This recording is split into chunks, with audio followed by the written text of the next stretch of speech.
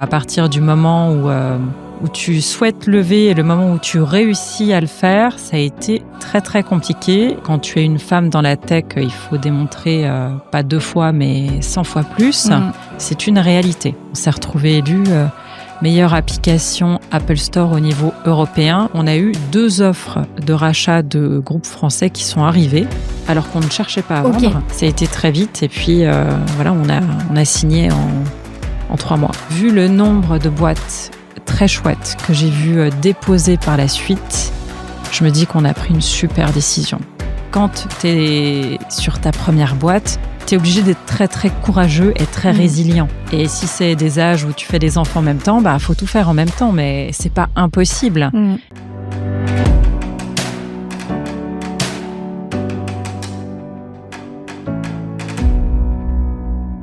On se retrouve pour une nouvelle interview du podcast et aujourd'hui j'accueille Julie Boucon, fondatrice de Oli Oli, une application qui aide les enfants à maîtriser la langue anglaise, je crois. On va en reparler avec Julie tout à l'heure. Elle a fondé cette application avec sa sœur en 2017. Elle a depuis revendu son application à un groupe suédois. J'ai hâte d'en savoir plus. Salut Julie. Salut, ravie d'être là aujourd'hui avec toi. Merci beaucoup d'avoir accepté ton invitation. Quelque chose que j'ai pas dit, que je me sens obligée de préciser. Julie est une entrepreneuse byzantine, donc j'avais encore plus hâte de la recevoir dans le podcast et montrer qu'à Besançon aussi, on crée des choses incroyables. Alors en effet, donc je suis née à Besançon, j'y ai fait une partie de mes études, mais je suis partie après le bac faire mes études supérieures à Paris. Et à l'époque, donc j'ai fait une école de commerce où je me suis spécialisée dans le management et marketing du luxe. Et j'ai commencé à travailler pendant les 5 premières années donc de ma vie professionnelle dans le luxe.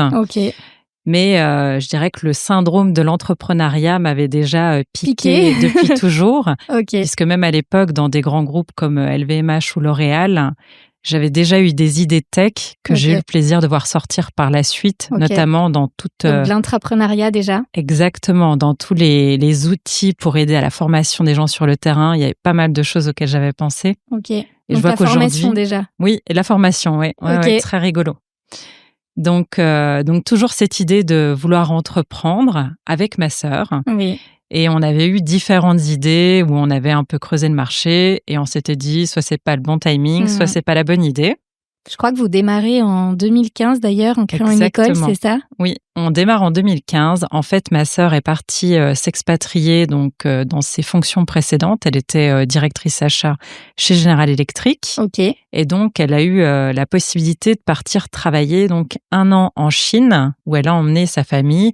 Son mari également était professionnellement en Chine, donc c'était parfait. Et elle a scolarisé à ce moment-là donc les enfants donc au lycée français. Et là, elle a pu voir avec quelle facilité, juste en étant dans des classes bilingues français-anglais, les enfants sont devenus bilingues immédiatement, sans prédisposition particulière. Donc à 6 ans, son fils, qui avait fait son année de CP, est rentré donc fluent en anglais et il maîtrisait pas mal le chinois. Il avait vraiment une super prononciation, il arrivait à se faire comprendre. Et quand elle est rentrée donc en Franche-Comté, elle s'est dit comment au moins retour à la réalité. Comment au moins maintenir l'anglais. Elle s'était dit bon, le chinois ça va peut-être être plus compliqué, mais au moins maintenir l'anglais. Et là en fait on a creusé le marché et on s'est rendu compte qu'en région, alors à Paris c'est différent parce qu'il y a des écoles internationales etc. Mais en région, si vraiment on veut réussir à permettre aux enfants à côté de l'école, parce qu'aujourd'hui, l'école ne permet pas aux enfants d'apprendre correctement les langues, de pouvoir parler anglais et de pouvoir l'apprendre à l'âge où ils ont les meilleures prédispositions, il n'y avait pas de solution existante.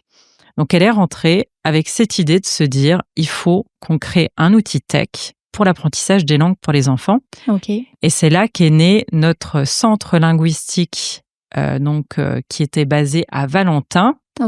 Qu'on a ouvert donc en 2015. École Valentin, près de Besançon, parce qu'il y a plein d'auditeurs sur le podcast qui viennent d'autres endroits que Besançon. Tout à fait. Donc, c'est dans cet endroit-là qu'on a créé notre centre linguistique, qui a été notre laboratoire de recherche et développement, et dans lequel on a pu développer et tester notre méthode pédagogique sur 200 enfants. Et à l'époque, on était accompagné de chercheurs linguistes, de professeurs, de natifs, et donc évidemment d'enfants. Et ça nous a permis, donc c'est aussi la grande valeur du produit qu'on a créé, de créer 30 000 exercices en anglais, wow. Okay. Ce qui nous permet en fait de pouvoir accompagner les enfants de 3 à 12 ans en leur proposant du contenu toujours différent. Donc, ce qu'on a fait à l'époque, c'est qu'on avait une application web. Donc, on remettait aux enfants une tablette. Ils travaillaient 5 minutes par jour. Déjà à ce moment-là. C'était déjà la méthode pédagogique. C'était déjà la même méthode pédagogique. Donc, en 7 étapes, les enfants apprennent 3 mots ou 3 phrases autour d'une thématique hebdomadaire. Et donc, ils venaient une fois par semaine dans notre centre pour pouvoir justement discuter de tout ce qu'ils avaient appris avec des natifs et que nous, on puisse mesurer quel était le niveau de progression. Qu'est-ce qu'il fallait ajuster, etc. Et donc, suite à ça, en 2017, on a créé une première version que l'on a pu déployer de façon nationale pour permettre à tout le monde en France. Donc là, c'est Oli Oli qui naît en 2017. Qui naît, tout à fait. Tu parles de laboratoire, c'est-à-dire que dès les premiers instants de la création de votre centre linguistique, il y avait déjà cette idée d'application derrière ou pas? Oui, il y avait cette idée d'application. Mais entre guillemets, on était justement en train de chercher à avoir la preuve de concept sur la méthodologie. Enfin, sur la façon de pouvoir apprendre l'anglais aux enfants. Donc, notre idée depuis le début, c'était vraiment d'utiliser le pouvoir des écrans au service de l'éducation et donc de surfer sur l'attraction que les écrans ont pour les enfants en leur proposant un produit pédagogique qui leur permettrait d'apprendre des langues en 5 minutes par jour, pas plus. Donc, vraiment du micro-learning. Et on voulait vraiment aussi intégrer la reconnaissance vocale dans l'outil pour que les enfants puissent s'entraîner à l'oral, puisque ce qu'on peut encore constater aujourd'hui, c'est que ce qui est mal appris à l'école, c'est l'oral. En fait, le taux de participation orale d'un enfant pendant toute sa scolarité, à partir du moment où il apprend les langues sérieusement, à savoir la 6e, elle est quasiment inexistante. On focus que sur l'écrit. Et une fois qu'on est diplômé, on sait envoyer des emails, écrire, néanmoins prendre la parole et avoir une prononciation où on arrive à se faire comprendre, c'est un autre sujet. Donc l'idée, c'était vraiment de pouvoir donner un coup d'avance aux enfants sur leur capacité à pouvoir entendre correctement une langue et cette capacité à la restituer. Et justement, ce que notre laboratoire d'expérience nous a appris, c'est qu'avant 6 ans, lorsqu'un enfant apprend une langue étrangère, on parle encore d'acquisition du langage. Passé 6 ans, on va parler d'apprentissage. Il y a pas mal de mécanismes d'imitation qui commencent à disparaître à partir de 7 ans. Et à partir de 8 ans, en fait, le larynx est définitivement formé, ce qui fait que pour pouvoir avoir une prononciation native, il va falloir énormément de temps. Ok. Est-ce que tu peux revenir un peu sur les coulisses du lancement? Parce que du coup, vous passez quand même du centre linguistique à l'application avec une vision du coup nationale, voire peut-être même déjà plus à ce moment-là. Comment est-ce que ça se passe? Comment est-ce que vous recrutez finalement vos premiers clients, vos premiers utilisateurs de l'application? Est-ce que là, ça se passe comme prévu ou pas? Alors à l'époque, donc pendant longtemps, on a été que les deux avec ma sœur, donc à tout faire évidemment. Donc quand on se lance dans l'entrepreneuriat, il faut quand même avoir cette humilité de se dire, il faut, on avait quitté des jobs dans des grands groupes et avec un niveau plutôt intéressant, là, il faut se dire, on repart de zéro. Et puis aussi, le message que je veux faire passer, c'est que moi, je viens de l'industrie du luxe à l'origine.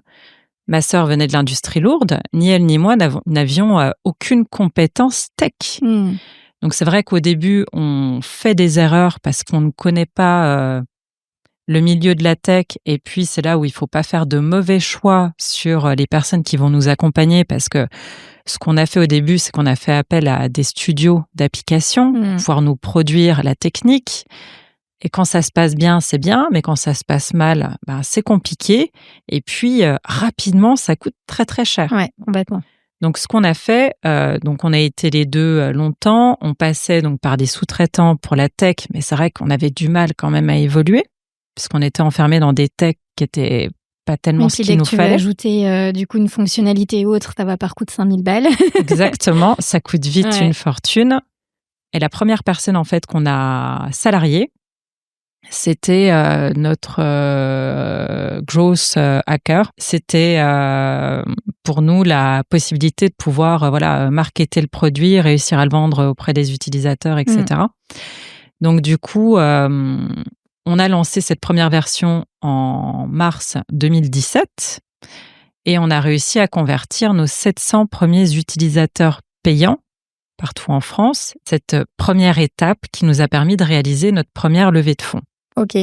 Donc la première levée de fonds, elle a eu lieu en juillet 2019. Donc il y a quand même eu un peu de temps parce que à partir du moment où tu souhaites lever et le moment où tu réussis à le faire, ça a été très très compliqué. Et c'est vrai que les biais cognitifs des investisseurs ou quand tu es une femme dans la tech, il faut démontrer pas 2 fois mais 100 fois plus, c'est une réalité. Donc on a eu pas mal de déboires. Ça, et je pense que ce qu'on peut ajouter, ce qui me semble important aussi, parce que du coup, je me suis retrouvée avec 2 de mes startups dans ces sujets de levée de fonds aussi, pour 2 entreprises tech. Donc pour le coup, je partage ton opinion sur le fait que déjà en tant que femme dans la tech, il faut vraiment montrer, surtout quand c'est pas notre domaine de prédilection au départ et qu'on a appris beaucoup sur le terrain.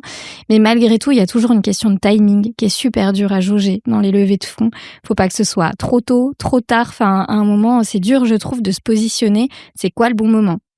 Dès que tu commences à avoir un peu de clients, on en veut plus. Quand on n'a pas encore, on te dit que c'est trop tôt. Enfin, et alors après, est-ce que c'est des excuses qu'on te donne pour juste pas investir parce qu'on n'y croit pas pour X ou Y raison, et peut-être même juste par notre posture de femme? Je sais pas, mais en tout cas, je trouve que ce timing est vraiment très très difficile à jauger. Il y a des levées de fonds qui peuvent se passer très vite, mais franchement, globalement, c'est toujours très compliqué de savoir ce que veulent vraiment les investisseurs au bout du compte, quoi. Alors, en effet, c'est hyper compliqué et c'est là l'enjeu, à mon sens, d'arriver à intégrer des écosystèmes où tu vas pouvoir bénéficier en fait de l'expertise d'entrepreneurs qui sont passés par là et qui vont te donner en fait les bons conseils. Parce qu'en plus, le milieu des VC, c'est très évolutif. Les codes sont très évolutifs. Nous, il faut savoir qu'on a levé à une époque où moi, je trouvais ça mais complètement dingue parce que je venais d'entreprises dans lesquelles le nerf de la guerre, c'était la rentabilité. Et là, j'arrivais dans le milieu de la tech et en fait, il fallait lever parce que sinon, t'étais personne, déjà. T'as besoin, t'as pas besoin, fallait lever, sinon t'étais personne. Et après, il fallait avoir un plan pour réussir à cramer ta levée en 18 mois et avoir recruté limite 100 personnes. Je grossis un peu le trait, mais c'est un peu ça l'idée. Ça assez... Et il n'y avait pas justement cette notion de se dire, non, finalement, ce qu'on vise, c'est la rentabilité, c'est pas l'hyper croissance. Puis on en parle du nombre de boîtes qui du coup se crachent très très vite, du coup, avec cette logique d'hyper croissance. Avec justement la crise qu'on a rencontrée ces dernières années, c'est vrai que ça a un petit peu replacé quand même l'église au centre du village. Et cette notion de rentabilité est enfin arrivée au niveau des standards d'investissement des VC. Donc, c'est vrai qu'il y a pas mal de boîtes qui se sont retrouvées sur le côté parce que quand ton plan, c'était justement d'arriver à vendre de l'hypercroissance pour réussir à lever et que là, on te demande de faire de la rentabilité, si tu as déjà recruté 40 personnes, pour un investisseur, compliqué. De toute façon, à un moment, s'il veut pouvoir faire une bonne opération, une bonne sortie, il va forcément falloir qu'il y ait de la rentabilité derrière ou des levées de fonds encore plus importantes. Voilà, il y en a qui fonctionnent comme ça. Mais... C'est des schémas qui sont différents et entendables. Néanmoins, je trouve que ça a ramené quand même pas mal de bon sens dans ce domaine. Et c'est vrai que quand tu as déjà créé une première boîte et que tu vas aller à nouveau voir des investisseurs, bon déjà, ils te connaissent, tu as réussi à démontrer de par ce que tu as fait avant que c'était un succès ou que tu n'es pas réussi parce que je dirais que dans l'échec, tu apprends beaucoup aussi et dans les schémas d'entrepreneurs, ce qu'on voit souvent, c'est la sortie, l'exit, etc. Mais ce qu'il ne faut pas oublier, c'est tout le chemin de croix qui était derrière pour y parvenir. Et la vie d'un entrepreneur, c'est jamais un long fleuve tranquille. Il y a toujours des crises, il se passe toujours plein de choses qui font que il y a des périodes très très compliquées à vivre et auxquelles il faut résister. Donc la première levée de fonds, ça a été très très compliqué. Mais on a quand même réussi à... Alors compliqué sur quel plan exactement? Sur trouver les bons investisseurs ou réussir à convaincre, parce que c'est vrai que ça a été des discussions où à chaque fois on nous challengeait davantage et à chaque fois on passait les étapes, mais on nous rechallengeait de nouveau. Et puis un jour, il y avait un fonds que je ne citerai pas, qui était super motivé pour co-investir avec un autre fonds et voilà, nous financer. Et puis, on apprend la veille, en fait, de la décision que c'est un vote à l'unanimité. Donc, il fallait en fait qu'il y ait 8 personnes dans une salle qui disent « Ok, on y va », sachant que le boss du fonds, lui, était à fond, il était OK. Mais il fallait que les 8 personnes disent « On y va ». Donc, dans l'assemblée, 8 hommes, moyenne d'âge 65 ans, je pense. Et c'est là où tu dis, en tant que femme avec une entreprise dans la tech, bon. Dans la tech, et qui porte un sujet qui est quand même sociétalement porté par les femmes. Parce que finalement, l'éducation, ça reste quand même quelque chose qui est vraiment porté par les mamans. Donc, du coup, ils ont voté, et ce qui est ressorti de ce vote, c'est il y a 2 personnes qui ont dit non, nous on va pas y aller parce que les maris n'ont pas investi dans leur entreprise, ce qui n'est pas un signe de confiance. Et en fait là, d'ailleurs le boss du fonds lui était scandalisé d'avoir entendu ça, et il nous l'a dit, il nous a donné la vraie réponse. Donc ma sœur a écrit à Stéphane Soumier. Elle lui a envoyé un message à l'époque sur Twitter en lui disant « Est-ce que vraiment, en 2019, on peut encore dire à des femmes qu'on n'investira pas dans leur boîte parce que leurs maris n'ont pas investi dans leur entreprise ?» Et il a dit « Écoutez, venez m'en parler demain sur le plateau de BFM TV. » Donc, elle y a été. Et ils ont passé 80% du temps, enfin même 90% du temps à parler de la boîte. Et les dernières minutes étaient justement pour parler de la difficulté des femmes à réussir à lever des fonds dans la tech. Et suite à ça, en fait, on a eu plein de coups de fil d'investisseurs, dont Chantal Baudron, donc, qui investit chez nous, donc, qui est la plus grande femme business angel en France. Et le fait qu'elle dise « moi j'investis », c'était pourtant le plus petit ticket de la levée, ça a donné l'impulsion à 2 autres fonds d'investissement qui nous regardaient depuis un moment et qui ont dit « bon, allez, c'est bon, on y va ». Donc là, on a réussi à faire cette levée. Et suite à cette levée, donc ce qu'on a fait, c'est qu'on a décidé de mettre toute la tech à la poubelle. Et là, on a recruté tous les tech et UX, UI designers, etc. pour pouvoir créer l'application de nos rêves. Et on a développé, donc pendant le Covid, en 9 mois, une nouvelle application qui est sortie en septembre 2020. Avec, à l'époque, donc, on a intégré justement des algorithmes pour pouvoir générer, en fait, des parcours personnalisés pour chaque enfant. Donc, en fait, chaque enfant a vraiment un parcours personnalisé en fonction de sa performance et de l'âge qu'il a, évidemment. Et donc, on a sorti un super produit en septembre 2020 qui rapidement a rencontré le marché. Et c'est là où on a enregistré une croissance qui a été vraiment exponentielle. Et où, en peu de temps, on est devenu leader du marché français. Quelque chose de très important, 2 choses sur lesquelles je veux revenir. Déjà, c'est que vous avez jeté toute la tech à la poubelle. On a vécu exactement la même chose avec nos shows, où pour le coup, nous, c'était quand même... Alors, on n'était pas passé par des agences externes, puisqu'on l'avait déjà fait sur une de nos précédentes boîtes où ça s'était mal passé. Ça s'était fini entre avocats, même tribunal d'ailleurs. Bref, passons sur ce sujet-là. Et du coup, on avait tout de suite voulu en fait s'associer avec un dev à l'époque du lancement de nos shows, notre startup tech. Et du coup, ça s'est pas tout à fait passé comme prévu. C'est difficile quand toi-même tu sais pas coder de juger du coup si c'est bon ou pas bon ce qui est en train de se passer. Et on a lancé du coup quand même notre première app. Au final, on n'a pas réussi. Enfin, il s'est désengagé, donc il s'est pas associé avec nous. Donc au final, on l'a payé en presta pour un travail qui a été plus que bâclé. Il partait après en road trip. L'app était pas finie. On était plus qu'en retard. Il nous a planté. On s'est dit mais c'est un enfer sur terre. Là, on a de fil en aiguille trouvé un dev qui du coup a repris un peu puis qui nous a dit à un moment en fait là va falloir reprendre reprendre à zéro parce que ça marchera pas. Donc énormément de perte de temps, d'énergie, beaucoup de frustration de se dire purée, mais tout ce qu'on a investi, on le met à la poubelle. Mais à un moment, des fois, en tant qu'entrepreneur, c'est ce genre de décisions aussi qui peuvent tout changer, qui je pense a tout changé du coup pour toi, pour votre développement et qui a tout changé pour nous aussi. Donc des fois de se dire tant pis, on s'assoit sur ça, c'est aussi pour repartir sur des bases solides et peut-être que c'est ça aussi qui va nous permettre d'aller beaucoup plus vite et beaucoup plus loin en fait. Donc ça, je trouve que c'est hyper important. Tu as parlé aussi du fait d'être accompagné, soutenu. Là, on parle de langage un peu. Et moi, je vois que je suis déjà sortie de ça pour le coup, parce qu'il y a tous les termes qui sont spécifiques aussi aux levées de fonds, qui sont et aux startups d'ailleurs, de façon générale, qui sont hyper spécifiques. Et c'est quand même, je trouve, dur en fait d'acquérir aussi tous ces termes. Et puis des fois, de pas passer pour des nazes quand on comprend pas ce que dit un investisseur. Oui, c'est sûr.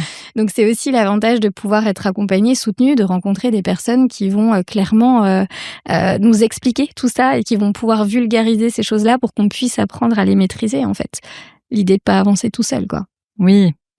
Et ce que j'ai pas dit d'ailleurs dans l'évolution de l'entreprise, c'est qu'on avait intégré aussi la station F en décembre 2019, voilà, à Paris, donc le plus gros incubateur de start-up au monde. Et ça nous a quand même vraiment propulsé dans les entrepreneurs que l'on était. Parce que tu t'ouvres à un réseau qui est vraiment ultra intéressant. Il y avait tout le système de fonctionnement de guildes où tu es avec d'autres applications qui n'ont pas forcément de lien avec la tienne, mais où finalement tu apprends quand même, énormément de choses. Et à l'époque aussi, ce qu'on avait fait, c'est que on avait possibilité de candidater pour intégrer un programme Apple Store pour intégrer Apple Store. Et donc, quand on intègre en décembre, on nous dit non, en fait, il n'y a plus de place et tout. Okay. Et on les a tellement harcelés. On a tellement forcé. Ils nous ont dit ok, allez, venez. Donc, et ça, en fait. Comment ça se passe? C'était vraiment incroyable parce que à l'étape où on en était, étant donné qu'on avait tout mis à la poubelle et qu'on en était au démarrage du développement, ils nous disent jamais ce qu'il faut faire. Néanmoins, ils nous amènent à nous poser les bonnes questions. Ok. Et les bonnes questions qui Donc c'est vraiment un programme d'accompagnement aussi. C'est un programme d'accompagnement où tu vas avoir différents workshops, etc., où ils vont aborder différents sujets, mais qui sont super pertinents. Et puis, à chaque échange où tu leur montres des choses et ils t'amènent certaines réflexions, finalement, en fait, ça te permet de prendre les bonne décisions. Et je dirais que cet accompagnement, il a quand même porté ses fruits, puisqu'en 2022, on s'est retrouvé élu meilleure application Apple Store au niveau européen. Donc, on était, je crois, 7-8 applications au niveau européen, mais là, on était la seule française. Celle qui l'avait été en France par le passé, c'était Yuka. Donc, c'était quand même une très, très belle reconnaissance. Et ça nous a permis d'être mis en avant dans 42 stores de façon gratuite, parce qu'en fait, c'est pas du tout sponsorisé, quoi. C'était de façon éditoriale et de pouvoir tâtonner des nouveaux marchés au niveau européen. Donc, c'était juste incroyable. Et ce qui nous a permis justement d'avoir... parce qu'il y a un moment, on leur a posé la question à Apple en disant « Mais en fait, pourquoi nous ?» Et ils nous ont dit, c'est pas parce qu'on vous aime bien, c'est parce que aujourd'hui, quand vous faites faire votre semaine d'essai gratuite à vos utilisateurs, vous réussissez à convertir 72% des utilisateurs en abonnement. Et ils disaient, ça, c'est exceptionnel. Ça, je l'ai effectivement lu, parce que je fais quelques recherches quand même avant. Et c'est justement pendant la période Covid où vous aviez offert du coup l'application aux écoles et familles qui le souhaitaient. Et que justement après ça, vous avez eu un taux de conversion incroyable. Non, c'est pas comme ça l'enchaînement. En fait, ça nous a permis de... on l'a ouvert pendant le Covid avec l'ancienne version. Ok. Et ça nous a permis finalement, déjà d'avoir un geste sociétal par rapport à toutes les familles qui se retrouvaient enfermées avec les enfants, à vouloir leur faire des choses intelligentes. Mais ça a eu le bénéfice de faire connaître davantage notre application et de la faire utiliser. Ce qui fait qu'après, les gens étaient dans notre base. Et quand on a lancé la nouvelle version, ça nous a fait en fait un vivier d'utilisateurs potentiels vers qui on a pu pousser la nouvelle version de l'application.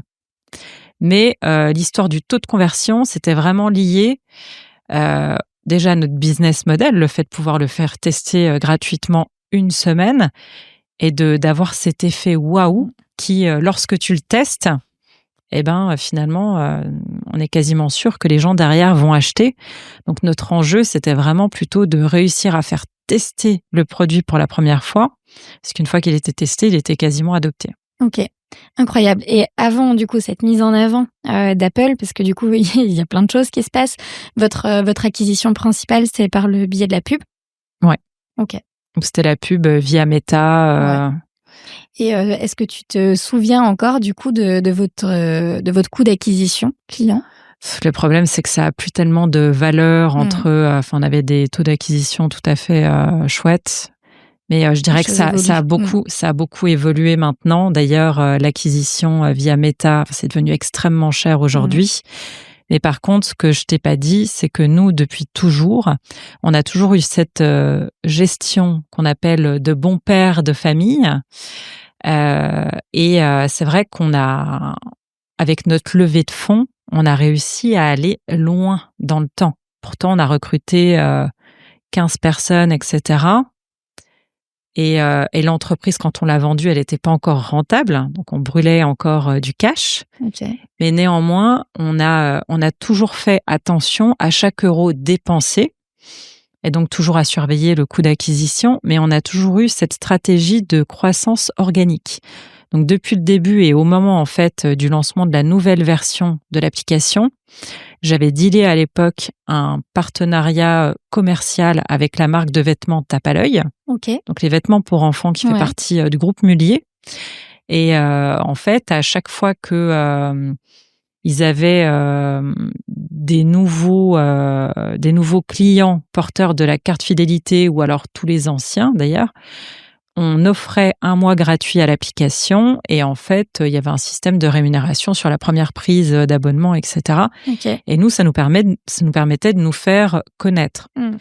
Et d'ailleurs, ils ont d'ailleurs ce qu'on appelle un Family Lab qui avait participé justement au test de la nouvelle version et qui nous avait fait des vrais retours d'expérience.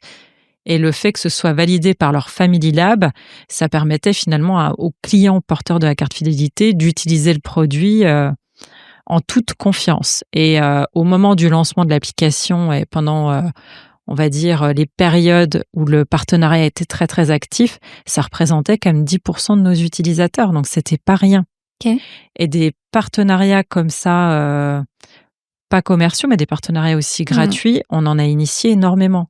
Okay. Et moi, j'ai toujours aussi beaucoup travaillé sur toute la partie RP, donc tout ce qui était relations presse, etc., donc en version gratuite, pour nous obtenir énormément de visibilité. Donc tout ce travail-là aussi avec la micro-influence, ça nous a permis de travailler la notoriété. C'est un travail de dingue. Hein. Gros travail de fond, mais qui est très payant et qui permet en fait d'équilibrer les coûts d'acquisition.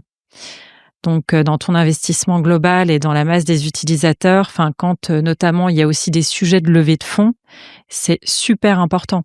Parce que tous les produits comme... tu montres que tu as réussi à poser ton autorité, du coup, et ça, c'est hyper précieux pour les investisseurs. Ils voient qu'il y a des choses qui se passent, qu'on parle de vous, et du coup, ça les rassure. Et dans le modèle économique aussi, d'avoir un produit B2C où tu arrives à démontrer que c'est pas uniquement basé sur de l'investissement marketing où les coûts d'acquisition peuvent être assez fluctuants, finalement, c'est très rassurant. Donc, B2C, tu parles. Est-ce que vous avez quand même une cible B2B avec Oli Oli ou pas? Alors oui. Les écoles? Oui, tout à fait. Donc, c'est vrai que nous, dans notre logique de vouloir pouvoir... démocratiser l'apprentissage des langues pour les enfants, il y a un moment au début, quand on a démarré, on s'est dit, si on veut pouvoir amener plus d'égalité des chances, il faudra évidemment que ça passe par les écoles. Simplement, on s'est rapidement rendu compte que le premier degré, donc la cible d'âge à laquelle on s'adresse, est super mal financée. Donc, quand on est une start-up, c'est très, très compliqué d'arriver sur le premier degré, à arriver à créer des entreprises rentables. Et du coup, soit on est sur le B2B et le B2C, Mais le B2B, ça va être vraiment le geste sociétal. Okay. Donc, on l'avait fait une première fois. Ça tournait un peu, mais bon, c'était pas incroyable. Puis, on n'y mettait pas énormément d'efforts. Et derrière, il y a Bordas qui est venu nous chercher en disant, mais en fait, ce que vous faites, c'est vraiment incroyable. Ce qu'on voudrait, c'est développer une application avec vous. Et puis, nous, on la distribuera avec notre réseau. On s'est dit, avec Bordas, ça va être incroyable. Et finalement, on s'est rendu compte que,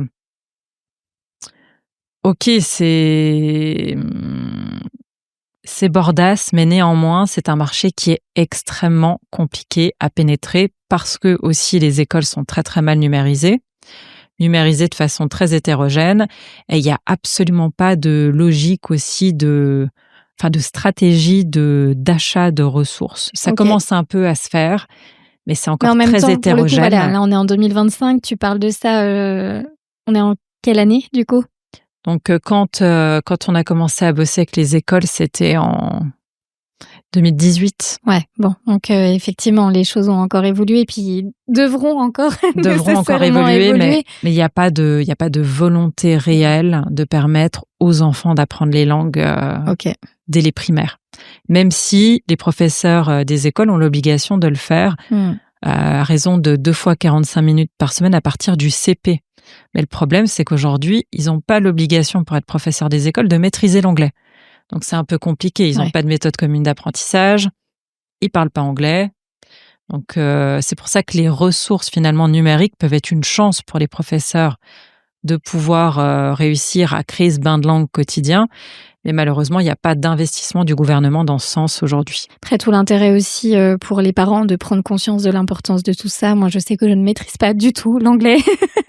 Je ne suis pas du tout douée. J'ai repris des cours de langue il y a combien de temps 4-5 ans maintenant. Je me suis rendu compte, j'avais déjà ma start-up et du coup que ça demandait aussi beaucoup de temps et d'énergie. Et malheureusement, c'est passé au second plan. Mais là, on le voit aussi par le biais des enfants, par le biais du monde qui évolue, que vraiment ça va devenir une priorité fondamentale et qu'il faut aussi montrer à quel point c'est intéressant à nos enfants. Moi, je sais que notre grande fille, alors la petite 3 ans, on n'en parle pas encore avec elle, mais notre grande fille 9 ans, elle commence à avoir l'anglais et tout ça, et on la pousse, et des fois, elle a pas trop envie de faire ses devoirs. C'est aussi toute la logique, en fait, hein, et je pense que c'est l'avantage de l'application aussi, de rendre la chose ludique. Bien sûr. On le met comme une contrainte, alors que ça devrait juste être un truc trop cool à faire. Donc le côté ludique que vous apportez par l'application en ça est juste génial. Donc, à ceux qui nous entendent ici, pour vos enfants, et puis que les choses se démocratisent, on l'espère petit à petit. Oui, non, mais clairement. Et puis, les enfants ont vraiment des capacités, en fait, illimitées dès le plus jeune âge, qui vont perdre par la suite. Donc après, ça va devenir encore plus pénible pour eux de s'y mettre. Et on s'en rend compte quand on est adulte et qu'on décide d'apprendre une nouvelle langue, c'est super difficile. Et c'est un vrai différenciateur pour pouvoir décrocher des belles écoles par la suite. Ça reste un vrai facteur de réussite, en fait, par la suite, que ce soit sur les premiers jobs, etc. Donc, c'est vraiment important de pouvoir mettre les enfants sur l'apprentissage des langues le plus jeune possible.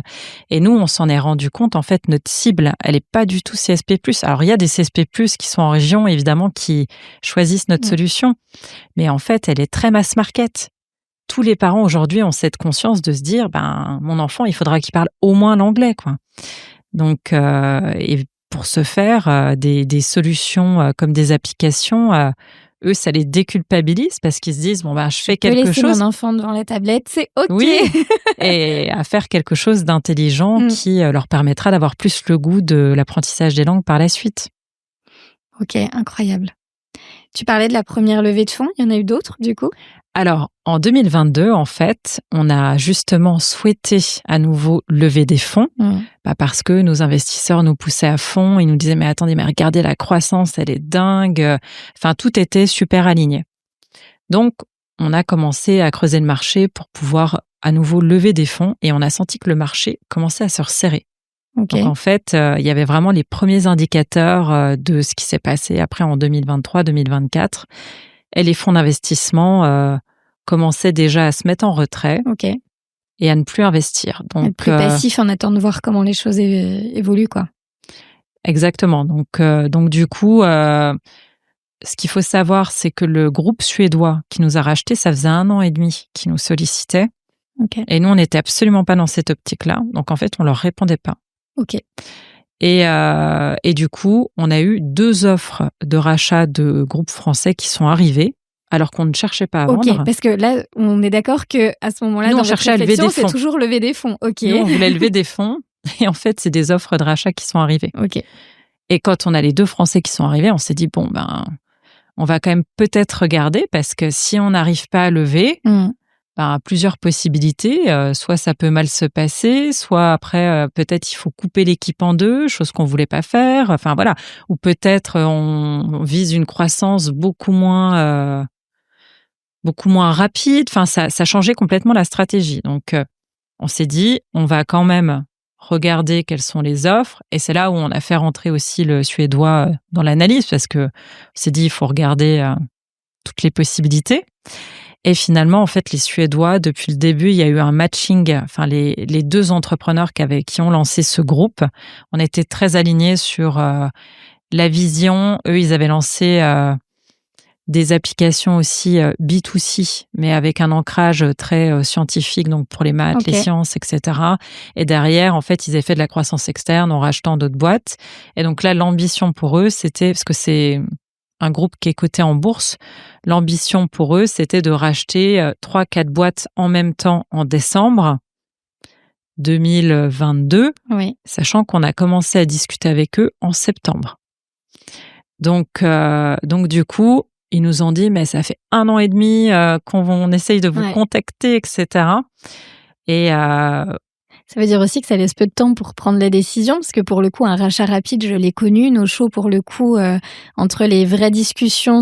Alors, un peu le même principe, en fait, on devait être acheté par une autre entreprise qui, du coup, s'est rétractée à 2-3 jours de la signature. Donc, c'était un peu dur pour nous. Alors, nous, on avait vraiment la volonté de vendre. Donc, pour le coup, la démarche est un peu différente. Et on avait laissé sur le côté fiducial, puisque ça matchait énormément avec l'autre entreprise qui devait nous racheter.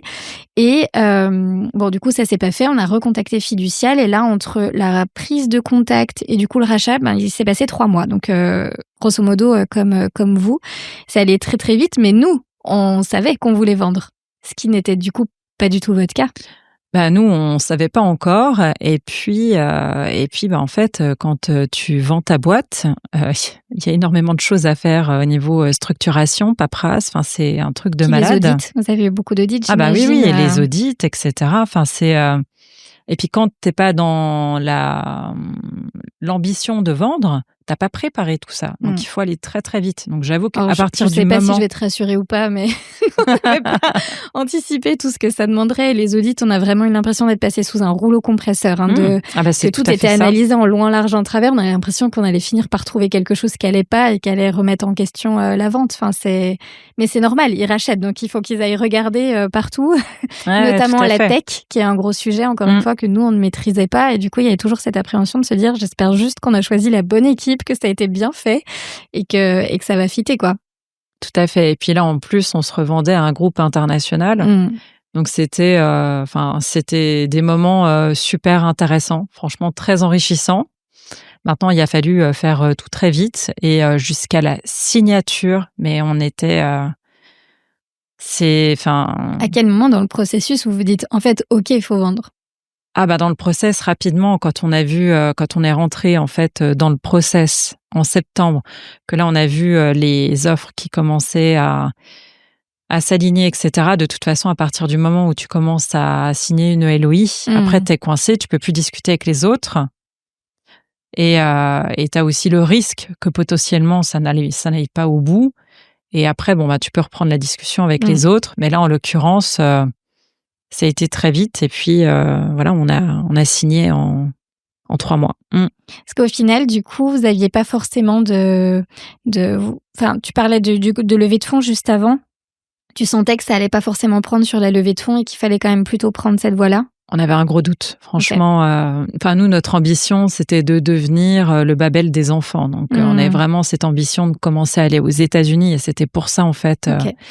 qu'on voulait lever parce que là-bas, il y a vraiment une culture de la consommation des produits tech qui est très ancrée. et où on a vu pas mal de boîtes décoller sur des produits justement B2C grâce aux US. Donc, c'était la volonté. Maintenant, on a rapidement pris la température. Et franchement, vu les chiffres qu'on avait, tout était aligné. On s'est dit... C'est maintenant ou jamais. Et vu le nombre de boîtes très chouettes que j'ai vues déposer par la suite, je me dis qu'on a pris une super décision. Vraiment. Okay. Et puis derrière, la période... Okay, j'imagine qu'il y a aussi pas qu'une question de fonds, pour le coup. Il y a aussi aller attaquer un marché qu'on connaît pas forcément. Donc là, en l'occurrence, être acheté par une boîte internationale, du coup, ils avaient déjà aussi la maîtrise et la possibilité d'emmener Oli Oli là où vous aviez l'ambition de l'emmener, non? Enfin, ils ont un ancrage, en fait, très important dans les pays nordiques. Ok. Parce qu'ils sont pas mal implantés. Et puis, c'est vrai qu'ils sont aussi au UK et une des boîtes est bien implantée aussi aux US. Donc c'est vrai cette connaissance du marché. Tout à fait, ouais. Donc, ça permettait, de se dire, en plus, ça sécurise l'évolution future de la boîte. Et donc, après, on est rentré dans le groupe à partir de janvier. Et puis, on avait comme engagement de rester 6 mois dans l'entreprise. Eux devaient nous garder minimum 1 an si on souhaitait rester. Et finalement, moi, je suis restée 2 ans puisque j'ai quitté la boîte en décembre dernier. Récemment. Et ça a été une chouette aventure parce qu'on a pu relancer un produit pour l'apprentissage des mathématiques en France, donc sous le nom de Oli Oli. Plus intrapreneuriat à nouveau, presque. Enfin, la position est quand même différente pour le coup. Alors, c'est différent, mais quand on a lancé l'application de maths, on avait complètement les mains libres. Vraiment, ils nous ont fait confiance. On a encapsulé, en fait, une partie de leur contenu dans une application Oli Oli, justement pour profiter de la confiance et de la notoriété qu'on avait déjà sur le marché français avec notre produit. Et on a intégré l'effet waouh de notre gamification aussi pour pouvoir... convertir les utilisateurs de la même façon. Donc ça, c'était encore très, très challengeant pour nous. Et puis, il a fallu... Qu'est-ce qui était challengeant, du coup? Moi, les lancements produits, j'adore ça. Enfin, j'adore créer, avoir des nouvelles idées, rechercher des nouveaux canaux d'acquisition. Enfin, il y a plein de choses auxquelles j'ai pensé. Et... Comment est-ce que, du coup, vis-à-vis de l'entreprise, là, notamment sur toute la partie économique, financière, t'as de la liberté ou pas? Ou est-ce que c'est hyper encadré? Comment est-ce que ça se passe? Parce que pour le coup, ça devient les finances du groupe et non plus... Alors, pour le coup, on a toujours eu la confiance et la liberté de faire comme on le souhaitait. Jusqu'à, je dirais, il y a quelques mois où ça s'est un peu plus structuré. Et aussi... Ils ont continué à grossir, du coup, par des rachats de boîtes externes? Non, ils n'ont pas refait de croissance externe. Et il faut dire que aussi, le marché au niveau global a été plus compliqué ces dernières années.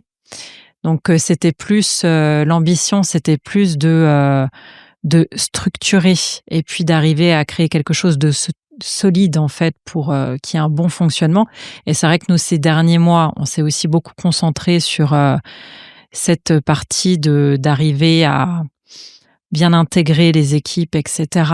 Et aussi préparer le départ parce que tu veux aussi que ça fonctionne quand tu n'es plus là. In fine, c'était quand même l'idée de toute façon... depuis le début, depuis le début, au moment où ils nous ont rachetés, ils nous ont justement toujours posé cette question de dire, est-ce que vous voulez rester? Parce qu'il y a des boîtes qu'ils ont rachetées où l'idée, c'était de les intégrer complètement au groupe. Et nous, depuis le début, on l'a dit, non, on ne restera pas. Parce que trop d'envie de recréer aussi d'autres boîtes. Et puis, quand c'est plus ton entreprise, pour l'avoir après vécu de l'intérieur, c'est quand même pas pareil, quoi. Donc, au final, non, c'est sans regret d'avoir vendu. Très heureuse de l'avoir fait, très heureuse de toutes les étapes, tout ce qu'on a appris, parce que toute cette structuration et cette intégration à un grand groupe aussi, on apprend énormément parce que on continue à grandir, on profite de l'expertise aussi d'un grand groupe sur pas mal de process. Et c'était ultra intéressant. Tu repars avec plein de nouvelles armes pour créer d'autres entreprises maintenant, j'imagine, dans le futur. Oui, non, très armée dans tout ce que j'ai appris ces 10 dernières années.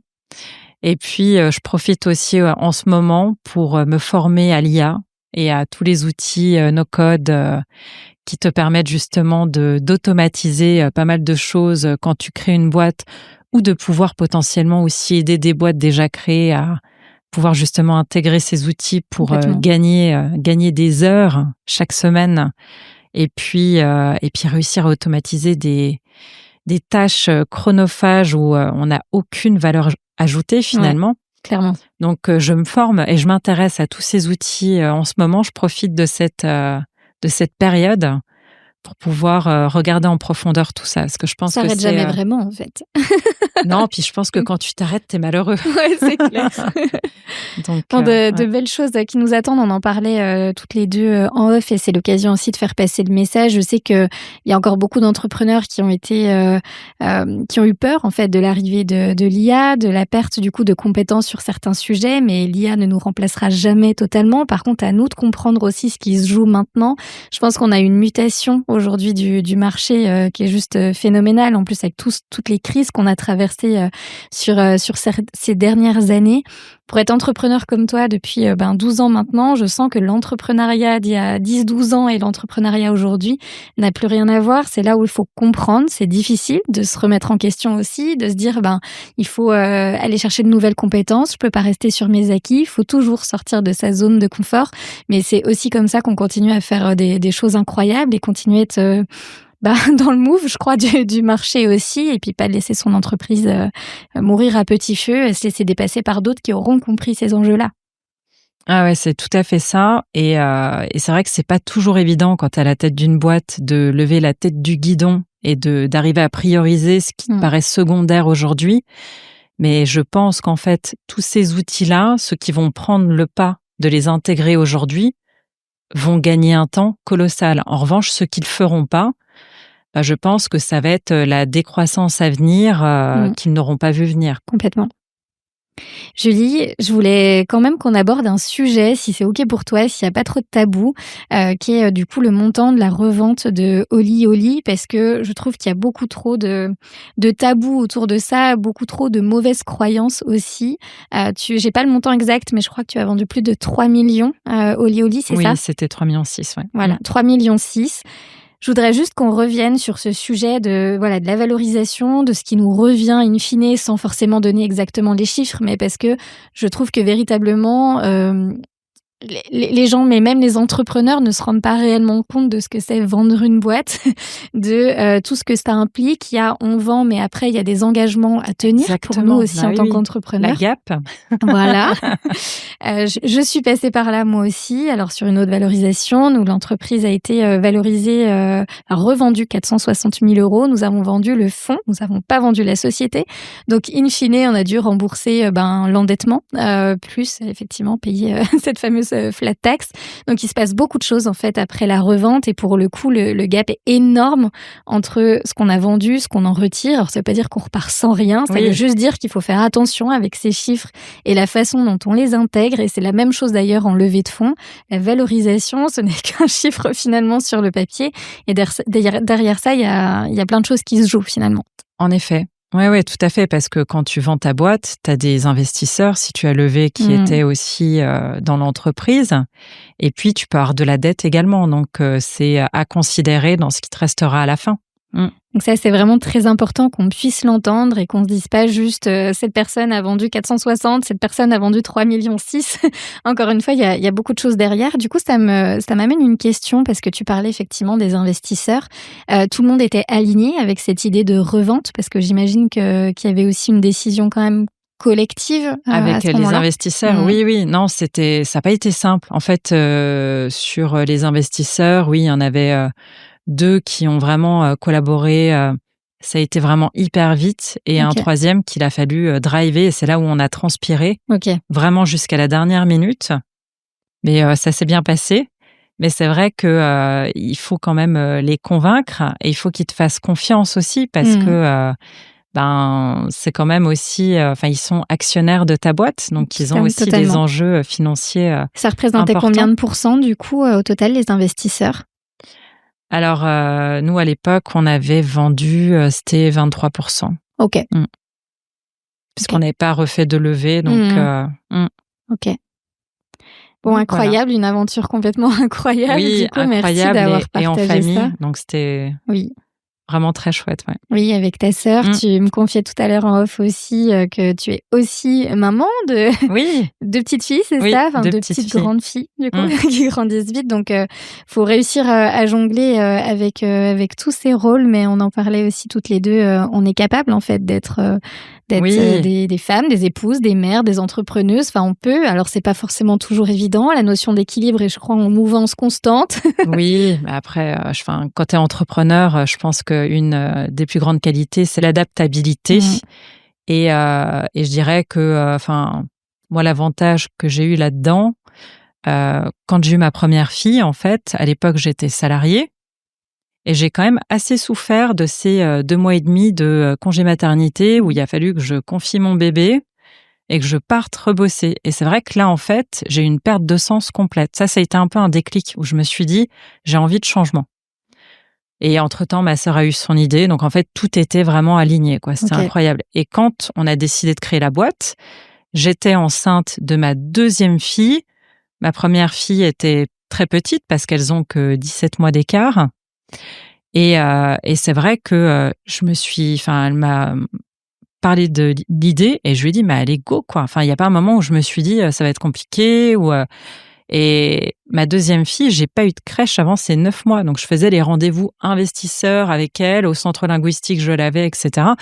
Mais j'ai profité de chaque instant et c'était magique. Et je dirais que dans la vie de mes filles, alors, on parle souvent de charge mentale. Alors oui, on se met certainement à rude épreuve de vouloir toujours réussir à tout faire. Mais après, c'est une question d'organisation. Pendant longtemps, j'ai rouvert mon ordinateur à 21h et puis je bossais jusqu'à 1h du mat. Mais tant pis, tu le fais à des périodes et puis il y a des périodes où tu ne le fais plus. Donc après, tu t'adaptes à tout. Le plus important, c'est juste d'être aligné avec ce que tu fais, que ce soit OK et que ça ne devienne pas un poids, en fait. Si ça devient compliqué, il faut rechanger des choses, mais ça laisse quand même une flexibilité de pouvoir arrêter de bosser à telle heure pour aller voir un truc des enfants qui est hyper important, où tu te dis, ils s'en souviendront toute leur vie, donc il faut que je sois là. Flexibilité que tu n'aurais peut-être pas eu en tant que salarié. Et puis, par ailleurs, évidemment, il faut se dire que quand tu es entrepreneur, tu bosses tout le temps, quoi. Donc, tu bosses aussi le week-end, tu bosses aussi en vacances. Donc, moi, les premières fois où j'ai vraiment réussi à breaker, c'est quand on a été racheté. Là, j'ai fait des vraies vacances déconnectées. Alors après, je pense que pour le coup, j'ai peut-être à peine plus de recul sur la revente de notre société, enfin en tout cas du fait d'être vraiment complètement sorti du schéma. Je sais que là, avec les nouvelles boîtes qu'on a créées, on a justement réfléchi à ça.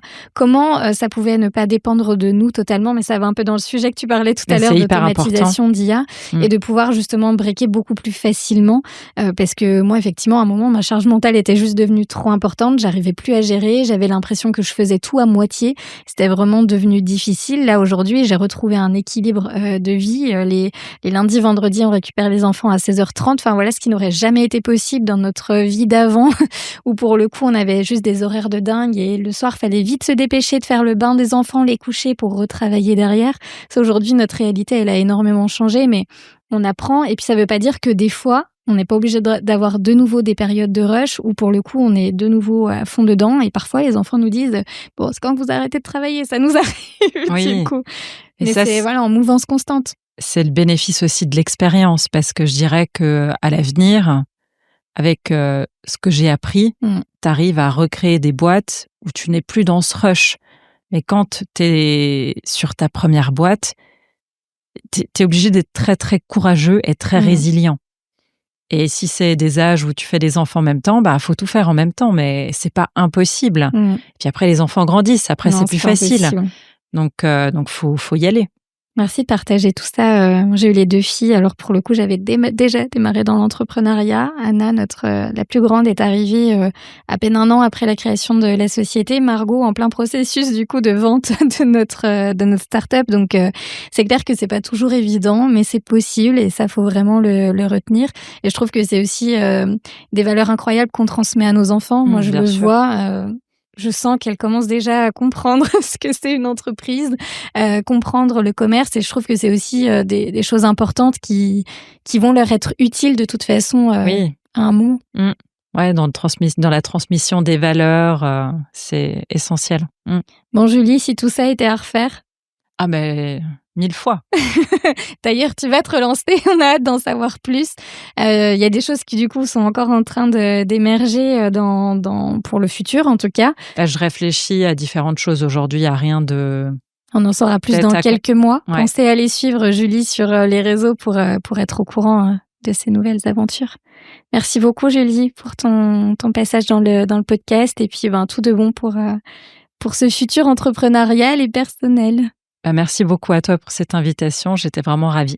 Merci, à bientôt. À bientôt.